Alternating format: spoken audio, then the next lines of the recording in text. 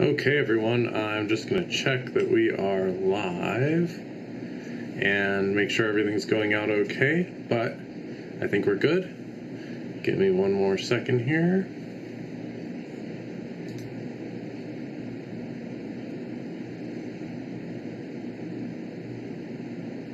Okay, we're good. So, please let me know if there are any audio issues or if anything's going on, but I think we're good to go. So, I wanted to start off tonight with some channel updates. So we have, I've been bogged down. I was just finishing up my semester of college. So with that out of the way, I want to really get into more motorcycle stuff, doing more with Thomas Motor Co. and get ready for upcoming events. So on that front, we have grass passes. So we got grass passes for Born Free 22 at the end of June. And so that means we're going to have a lot of work to get done before then to get the Dinosaur and Clyde up and running. So with that said, I am going to show you the parts we have, or the part we have so far for the Dinosaur, and that's pretty much all we need to get it going, to my knowledge. We got a new rear tire, front tire's good. I'm hoping this cures all the instability at highway speeds. So without any further ado, I have the Predator VCS. This is a new engine mount and stabilizer link for the Dyna. This is a product made by, I believe, a British company for Harley Davidson, so they set up all the damping for the vibration isolator, the rubber damper in there, and then they've added the link that should solve the dyno wobble, at least mostly. There's also the rear stabilizer links, but I think this one is supposed to get you that 90-95% of the improvement, which is what I hope to achieve. So we need to get this on the Dinosaur. We also need to finish up the top-end rebuild on Clyde. That's my 1979 Triumph Bonneville. So where that's at right now is I've got the head on the engine, and I poured some oil down the push rod tubes in preparation for putting the push rods and rocker boxes on. I've actually got one rocker box on, and I noticed the oil was leaking out, and I'm like, well, I'm right here. I've got one rocker box to take off and the head right now. If I put this all back together and it leaks like crazy, I'm going to be super disappointed. So with that said, I'm going to take the head off. I'm going to take the rocker box off, try and figure out what's going on with the push rod tubes. If anyone has any advice, I appreciate it. But I just want to figure out what's actually going on there, make sure we get that oil leak taken care of, and then we can continue with the reassembly. Once we get the engine reassembled, get the gas tank back on, all the fuel lines connected, all that stuff, we do have a little bit more work to do. Need to balance and tune the carbs because I rebuilt those. Just put a rebuild kit in pretty much.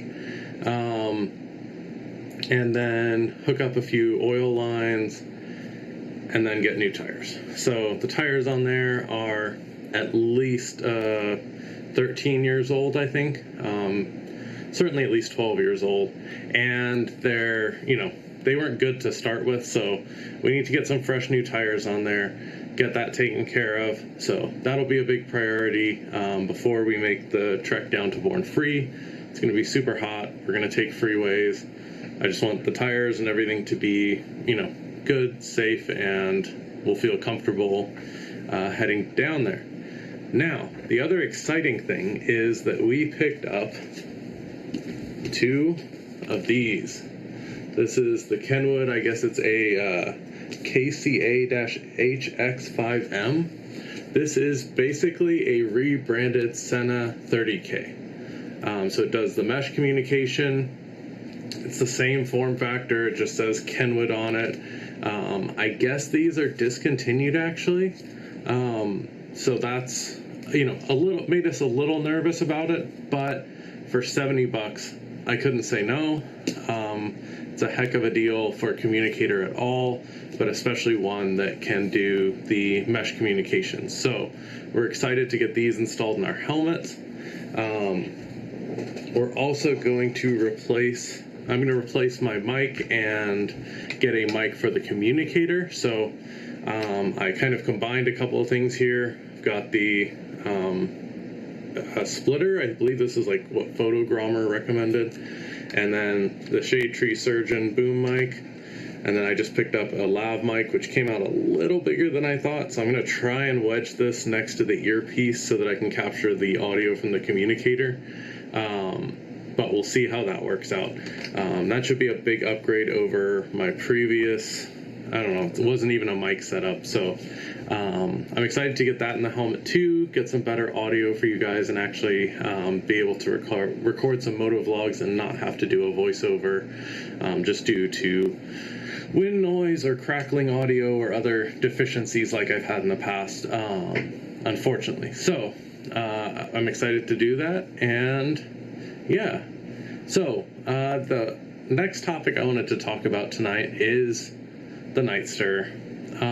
I've been ragging pretty hard on the Sportster, Nightster, Sportster S, anything with the new Revolution Max engine. I know this is probably not a popular opinion. I'm sure the engine performance is great, but I think the looks on these bikes are really, they leave something to be desired, and I would go so far as to say in some respects they're even uglier than the street models. I think the street rod, especially with a few mods, looks a lot better than I think the Sportster S is going to be able to. But with that said, I want to bring up a quick snippet of a video from Blockhead. Now, this is nothing against Blockhead. He's there. He's on a press ride. He's listening to what the Harley reps are telling him. I'm not saying he's a Harley shill. I'm not saying anything like that. I just thought one of the things the Harley guy, the Harley design person who was there at the press event said was interesting. So let's take a look here. Got this queued up. Our headlamp compared to a big twin. We use the radiator and some of the componentry for the battery and so on down below again, CG low, to kind of frame the powertrain, if you will. And that's something that we do at Harley Davidson. Let's go back a little bit. To kind of frame the powertrain, if you will. And that's something that we do at Harley Davidson. We pay a lot of attention to, the powertrain is the crown jewel. We want that thing on display. The first thing. So here he's talking about their design philosophy and what they wanted to do. He's talking about some of the challenges and stuff with this bike. But what I found interesting was the juxtaposition of what he's saying and then the shot of the bike riding past. So if you go here, we'll watch again. Pay a lot of attention to, the powertrain is the crown jewel. We want that thing on display. The first thing you should see in a Harley is the V-twin. So we frame the V. Okay, so that footage right there, where it says the first thing you should see is the V-twin. You just want that V-twin right there. And then you go and look at it, and you go to the video, and you can't even see the rest of those components. And we frame the V-twin. So let's try the crown jewel. We want that thing on display. The first thing you should see. Okay, we're here. Bike is going past. I see radiator. I mean, it's not the best video, obviously, but as it goes past, I see radiator. I see radiator. Maybe there's a glimpse of the engine right in there. Maybe just a little bit right here. I don't know. I can't tell. Yeah. So we framed the V-twin with the rest of those components. Kind of last, the cherry on top of the cake was the round. So, that's really my issue here, and what I'm talking about is, guys, the one side of that, that was interesting. Anyway, the one thing you should know about that bike is, I think the left side is so ugly, the right side is a little ugly. But that's my opinion. So, now it's time to do a little grifting.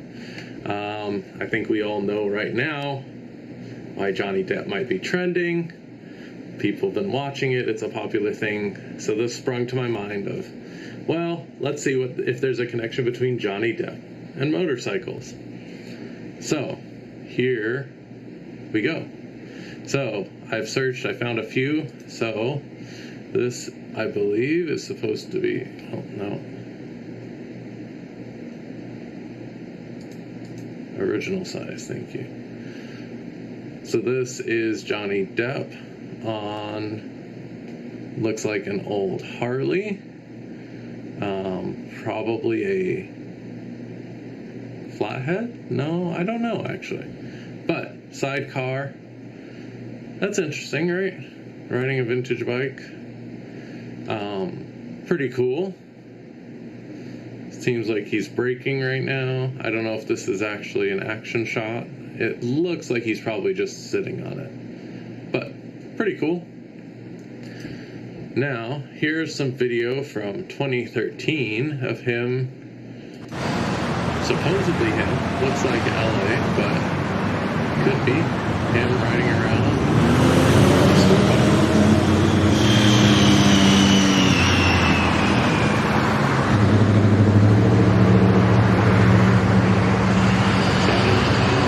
I guess the person just happened to catch some video of him.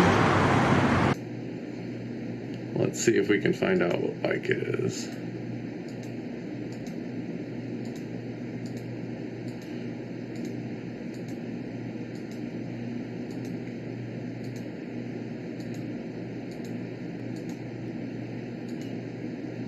Not the best video. I'm guessing it's a Triumph. If I got that completely wrong, comment down below and let me know what it is.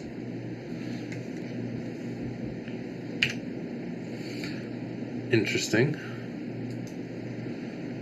So now we've got a scene from 21 Jump Street.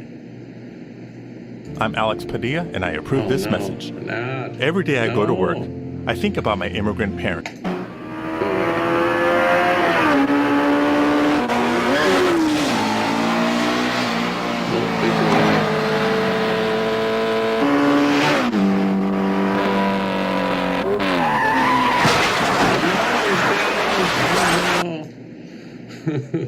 Oh, the confidence got to him and he went down. Now Johnny Depp has to run and save him.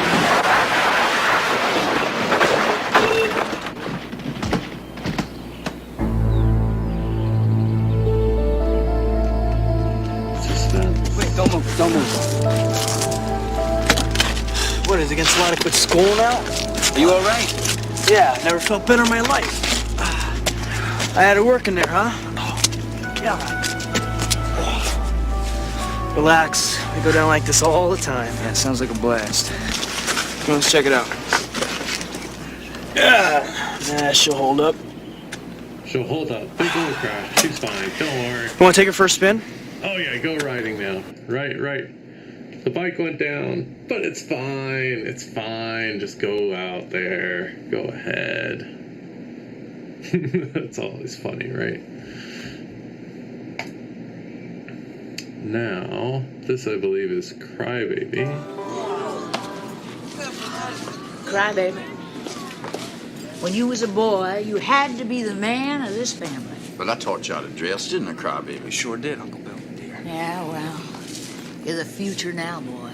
You're the only future for this God-forsaken family. Now, I want you to go out there tonight and sing, boy. Let's just skip ahead. There we go.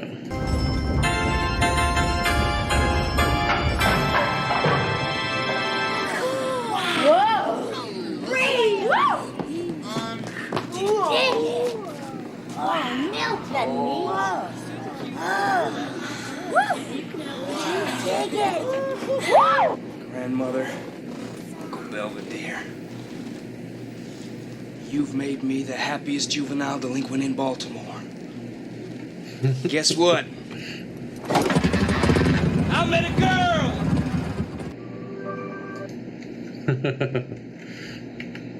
Little kickstart action there. It's always good for some drama.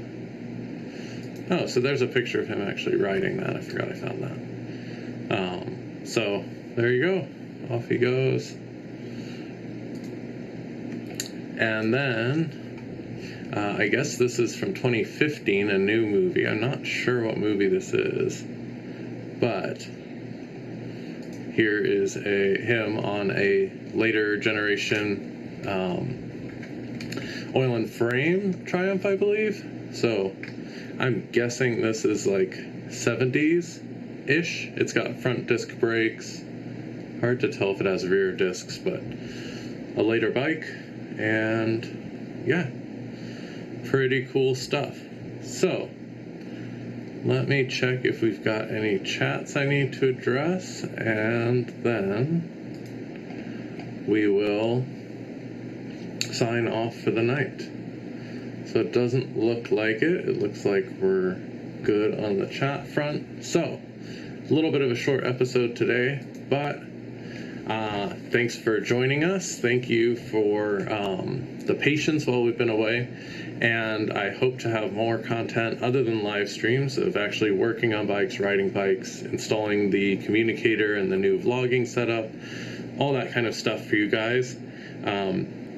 Maybe an unboxing of the Kenwood communicator and also a review of it. I mean, I believe it's discontinued, so I'm not sure how good that'll be, but if people are wondering about it, if people are finding them on clearance again, then maybe that'll be helpful for them. So thanks everyone for watching. Please like if you enjoyed this, and please subscribe. That'll help the channel grow. It'll help us give us a good idea that we're doing something that people want to see. And please also leave us a comment with helpful suggestions, what you like, what you don't like, where you want us to go, what you want us to do. So thank you very much. Have a good one.